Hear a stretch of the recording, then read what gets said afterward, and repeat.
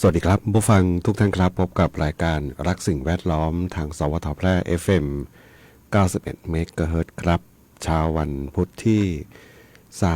31ธันวาคม2568อยู่กับผมแสวงเป้าเพชรเป็นผู้ดำเนินรายการครับนะพบกันวันนี้วันหยุดครับวันสิ้นปีนะวันสิ้นปีนะครับนะแล้วก็วันนี้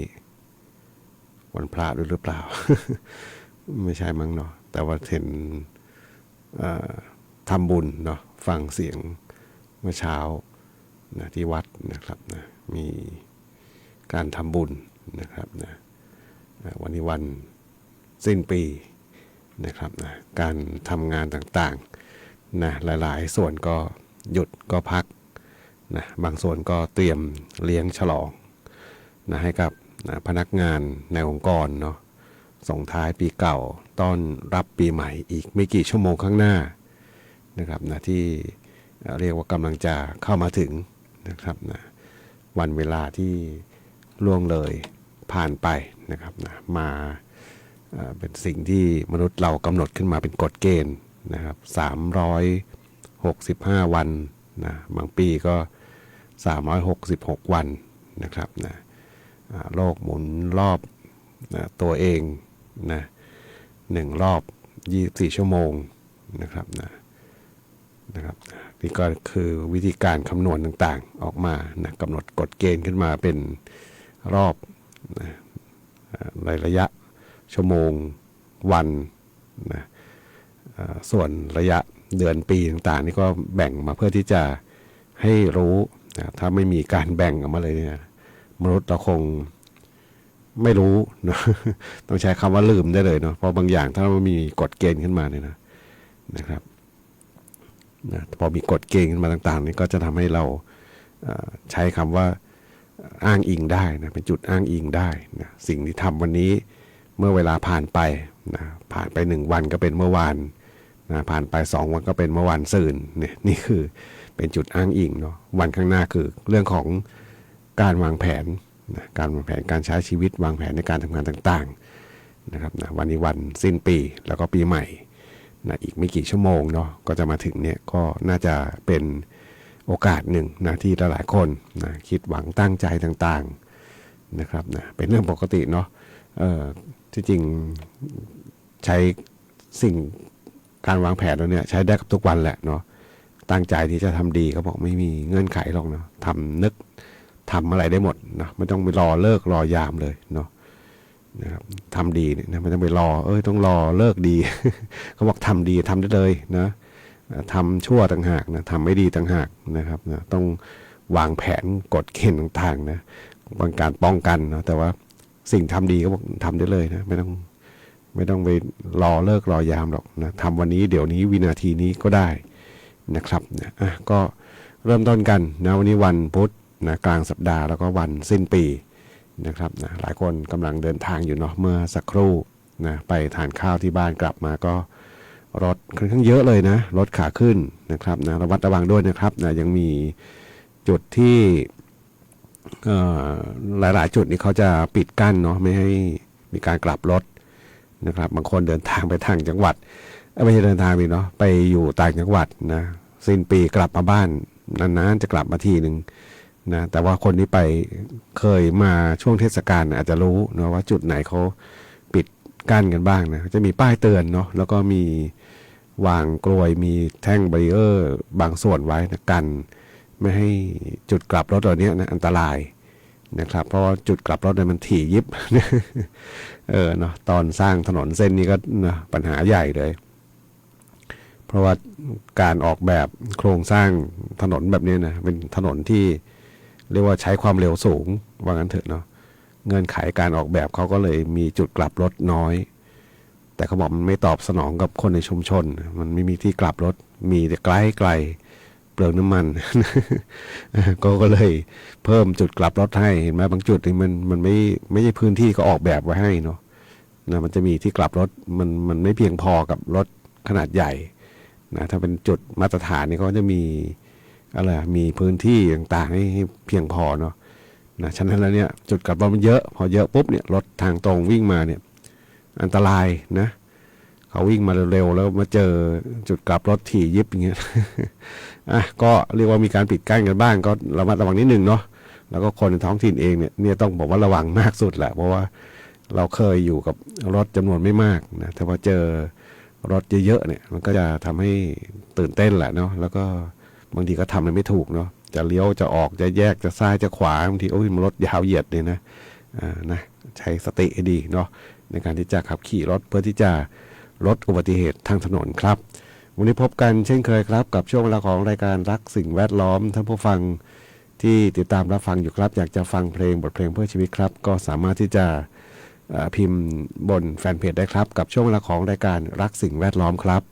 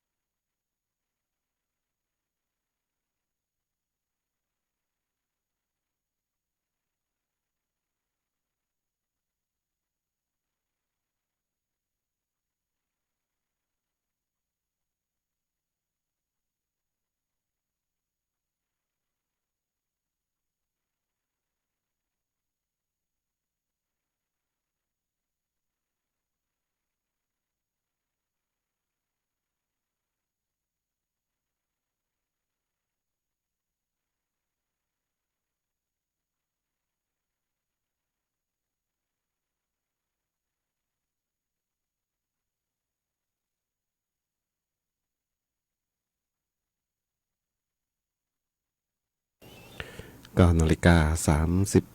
นาทีครับกับช่วงเวลาของรายการรักสิ่งแวดล้อมทางสวทแพร่ FM 91 เมกะเฮิรตซ์ครับวันนี้วันสิ้นปี หลายคนบอกมีความสุขเนาะอยู่ในช่วงของการเดินทางหลายๆส่วนนี้น่าจะถึงปลายทางนะหมายถึงบ้านถึงอาจจะสถานที่ท่องเที่ยวเนาะเพราะว่าช่วงสิ้นปีเนี่ยนะทางภาคเหนือเราเนาะเป็นภูมิภาคหนึ่งแหละนะที่มีธรรมชาติที่ดีนะก็เป็นที่ปรารถนาของนักท่องเที่ยวนะที่จะขึ้นมาเที่ยวทางภาคเหนือนะครับนะแล้วก็มันจะผสมกันกับกลุ่มของคนที่เดินทางกลับภูมิลำเนานะครับนะเพราะคนทางเหนือเองก็ทำงานทางกรุงเทพเองก็ไม่น้อยเนาะไปทำงานโรงงานทางระยองชลบุรีนะเมืองใหญ่ๆที่มีโรงงานอุตสาหกรรมนะอยุธยาเนาะหรือว่าบางคนก็อยู่ในส่วนของกรุงเทพมหานครนะครับนะวันนี้ก็จะโดยส่วนใหญ่เข้าใจว่าเดินทางกลับถึงบ้านแล้วล่ะเนาะเพราะว่ามีสังเกตได้เลยว่าตั้งแต่ช่วงก่อนจะมาถึงวันสิ้นปีตรงนี้นะครับตั้งแต่วันที่27นะ27นี้ผมเข้าเวรเนาะวันเสาร์นะมาตั้งแต่ราวตี 4รถเยอะเลยนะรถเดินทางขาขึ้นเนี่ยรถเยอะนะเพราะว่าปกติการวันไหนเข้าเวรก็จะเห็นว่าถ้าไม่ใช่ช่วงเทศกาลเนี่ยจำนวนรถมีไม่เยอะนะมีแค่คัน2คันเนาะรถคนทำมาค้าขายนะกับรถบัสโดยสารนะที่จะเห็นอยู่เนาะมีไม่เยอะนะแล้วก็มีรถเก็บขยะนะรถเก็บขยะนี่อยู่ตรงปากทางบ้านเวียงทองเนาะที่มาเจอกันประจำ มาเจอกันประจำกันตรงนั้นนะรถเก็บขยะนะสัก2คันเนี่ยเห็นโดยปกติเลยนะพอมาถึงนั้นก็จะเห็นรถเก็บขยะอยู่คือรถไม่เยอะเนาะบ้านเราเนี่ยพอช่วงเช้ามืดเนี่ยนะตี 4ประมาณตี 4กว่านิดๆนะรถก็ไม่เยอะหรอกแต่พอช่วงวันเสาร์ที่ผ่านมา27เนาะรถเยอะนะรถขาขึ้นเยอะแล้วก็รถในเขตชุมชนบ้านเราเนี่ยเขตเมืองนี่แหละเนาะช่วงวันทำการนะวันจันทร์อังคารที่ผ่านมาเนี่ยมีจำนวนรถที่เพิ่มขึ้นนะสังเกตได้จากการขับขี่รถในเขตนะปกติผมไม่ค่อยได้เข้าเขตเมืองเนาะจะอ้อมเมืองออกมารถก็เยอะนะรถติดตามสี่แยกไฟแดงเนี่ยรถเพิ่มขึ้นนะติดระยะทางที่ไกลขึ้นกว่าเดิมนะครับนะแล้วก็ร้านค้าร้านขายโดยเฉพาะร้านข้าวปลาอาหารต่างๆนะก็จะมีจำนวนรถที่จอดแวะทานกันเยอะขึ้นนะครับนั่นหมายถึงว่ามีจำนวนรถที่เพิ่มเข้ามาในพื้นที่เนี่ยเพิ่มมากขึ้นนะครับนะฉะนั้นแล้วเนี่ยคนที่ขับขี่รถนะโดยเฉพาะคนในชุมชนเดิมนี่แหละเนาะอันนี้น่าเป็นห่วงนะเรื่องของอุบัติเหตุทางถนนนะครับนะความไม่ค่อยคุ้นกับจำนวนรถที่เพิ่มขึ้นบนท้องถนนเนาะก็อาจจะทำให้เกิดอุบัติเหตุได้ง่ายเนาะตื่นเต้นบ้างอะไรบ้างนะนี่คือเป็นปกตินะพอมีรถเพิ่มขึ้นเราจะรู้สึกมันแปลกๆละ2ก็คือการดื่มนะการดื่มแอลกอฮอล์แล้วก็ดื่มสุรานี่แหละเนาะแล้วก็ไปขับขี่รถนะครับนะก็อาจจะทำให้เสี่ยงกับการเกิดอุบัติเหตุนะครับนะเพราะว่าการตัดสินใจต่างๆมันจะเปลี่ยนไปเนาะนะครับนะสิ่งที่ต้องระมัดระวังเลยแล้วก็เพราะว่าเกิดอุบัติเหตุครั้งนี้มันก็มีทั้งเจ็บตัวเองถ้าไม่เฉี่ยวไม่ชนใครเลยเนี่ยตัวเองก็ต้องไม่เจ็บก็ความเสียหายเกิดขึ้นในทรัพย์สินแหละเนาะแต่ก็ยังนับว่าเป็นสิ่งที่คือไม่อยากเกิดแต่ว่ามันก็ไม่ได้กระทบคนอื่นแต่เมื่อไหร่ก็ตามที่มันมีการกระทบกับบุคคลอื่นนะไม่ว่าจะเป็นคนเดินเท้าคนขี่จักรยานยนต์คนขับขี่รถยนต์ก็ดีเนี่ยพอมีคู่กรณีขึ้นมาปุ๊บเนี่ยทีนี้ละนะความเสียหายมันเยอะขึ้นเนาะนะทีนี้จะแอลปีใหม่ไม่ม่วนละ ก็ใช้ช่วงเวลาเหล่านี้นะครับนะอย่างน้อยก็บางคนบอกลดการเดินทางเลยเนาะเทศกาลนี้ไม่ไปไหนละ เนาะเพราะอะไรรถเยอะเนาะเสี่ยงอุบัติเหตุนะก็ใช้ความระมัดระวังเพิ่มขึ้นนะสำหรับคนที่ขับรถเดินทางกันอยู่ในช่วงของวันส่งท้ายปีเก่าแล้วก็เตรียมพร้อมในการที่จะต้อนรับปีใหม่2569ที่ใกล้จะเข้ามาถึงครับ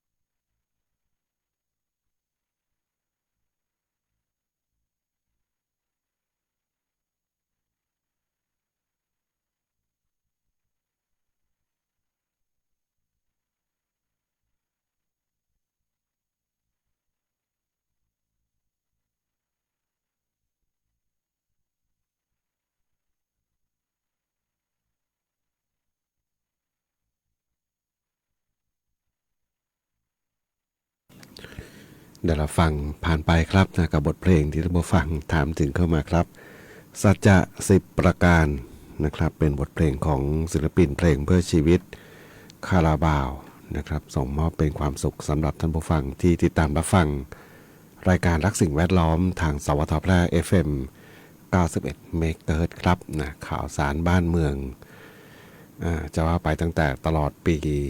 2568 นะครับนะเรื่อง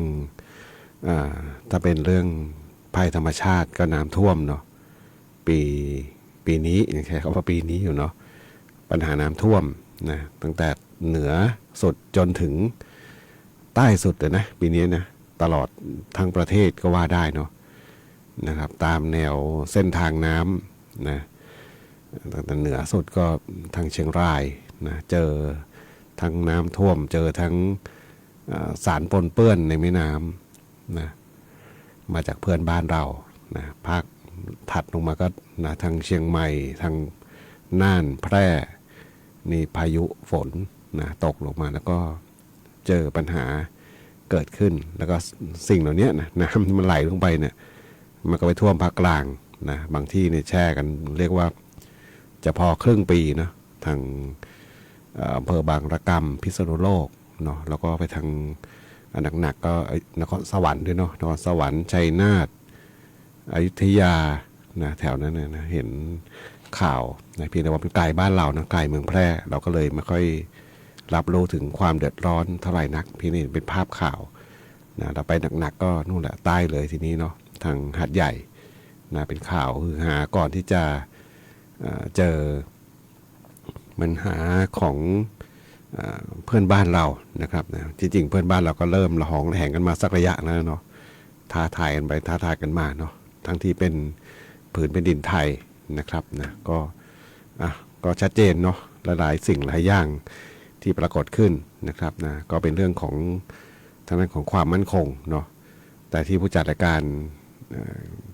คิดอยู่อย่างหนึ่งก็คือตั้งแต่ต้นปีจนถึงเนี่ยสิ้นปีตอนนี้นะปัญหาไม่เรียกว่าปัญหาหรือเปล่าไม่แน่ใจ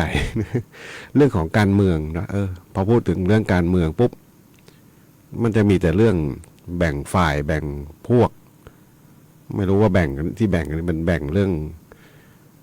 แย่งกันเข้าไปทำงานหรือไง แล้วทำไมทำความดีต้องแย่งในขนาดนี้ด้วยเนาะนะแต่พอพูดถึงการเมืองปุ๊บมันเหมือนกับแตกความสามัคคีอ่ะ พอพูดทหารกลับกลายเป็นเรื่องความสามัคคีนะตอนนี้เนี่ยเราตอนที่รบกันอยู่นะกับเพื่อนบ้านเห็นไหมสามัคคีกันนะไม่เคยมีใครก็มีบ้างแหละนะที่อาจจะไม่ค่อยเห็นอะไรเท่าไหร่แต่ว่าก็อย่างน้อยก็มันก็ยังแสดงออกถึงเรื่องของความสามัคคีนะพูดทหารนี่สามัคคีแต่พูดการเมืองปุ๊บดูเหมือนจะคนละพวกคนละฝ่ายก็มี อย่างน้อยก็ถ้านะเป็นความตั้งใจแล้วกันเนาะเขาจะเข้าไปรับใช้ประชาชน บางคนบอกนี่แหละตั้งแต่บัดนี้ถึงวันที่7 กุมภาเนาะ8 วันเลือกเนาะเราจะได้รับการเคารพเป็นพิเศษนะ ไปล่ามาไหว้ประมาณนั้นว่านะก็รอดูนะครับนะก็เป็นการทำงานทำหน้าที่ของแต่ละคนเนี่ยเราก็มีหน้าที่ของเราเนาะเขากำหนดเราเป็นหน้าที่แล้วเนาะแต่ก่อนนี่เป็นเพียงแค่สิทธิ์ในการเลือกนะในอดีตนะแต่ว่าในระยะหลังนี่ตั้งแต่รัฐธรรมนูญฉบับไหนนะจำไม่ได้40ไหมเนาะให้เราเป็นหน้าที่ที่ต้องไปเลือกนะก็หน้าที่ก็เป็นหน้าที่เนาะก็ไปเลือกแหละนะ ขอบคุณที่ฟังแล้วที่ตามรับฟังอยู่แล้วก็เห็นคอมเมนต์อยู่เห็นยาวๆก็มีส่งท้ายวันสิ้นปี68คุณภาพอากาศแอร์โฟไทยปานกลางนะอากาศเย็นสบายเจ้านะส่งความสุขต้อนรับปีใหม่69เดินทางปลอดภัยตลอดเส้นทางเห็นคุณจำนงอินทสุขเนาะหนึ่งในทีมงานของการจัดรายการของสวทแพร่เรานะครับนะคุณอุดรนิธิชัยนะครับ F4 เจ้าประจำเนาะวันนี้ซักผ้าแล้ววะเนี่ย หมอกลงมืดตึ๊บเลยนะเมื่อเช้านะนะก็ขอให้มีความสุขในช่วงของวันสิ้นปีนะส่งท้ายปีเก่านะครับนะเฉลิมฉลองจะดื่มจะกินจะ อะไรเดี๋ยวนี้เขาจะมีแต่ว่าปีนี้ดูจะเงียบๆเหมือนกันเนาะ เรื่องของสวดมนต์ข้ามปีก็น่าจะมีแหละเนาะในบางที่บางแห่งแต่ว่าในอดีตนั้นเนิ่นนานไปแล้วไม่มีนะสวดมนต์ข้ามปีนี่ไม่มีนะจะมีเฉพาะเขาเรียกอะไรความสนุกสนานรื่นเริงอะไรต่างๆนะครับนะที่เกิดขึ้นแต่ว่าก็เปลี่ยนไปนะวิธีคิดวิธีปฏิบัตินะก็มีสวดมนต์ข้ามปีบ้างนะเป็นการทำดีนะครับนะที่จริงทำดีทำได้ทุกวันเนาะทำทุกๆวันยิ่งดีนะ วันนี้รายการสิ่งแวดล้อมทางสวทแพร่ FM 91 เมกะเฮิรตซ์มาถึงช่วงท้ายรายการครับวันนี้คงต้องนำรายการท่านผู้ฟังไปก่อนพบกันใหม่ในวันพรุ่งนี้ขอความสุขความโชคดีจงมีแต่คุณผู้ฟังทุกท่านสำหรับวันนี้สวัสดีครับ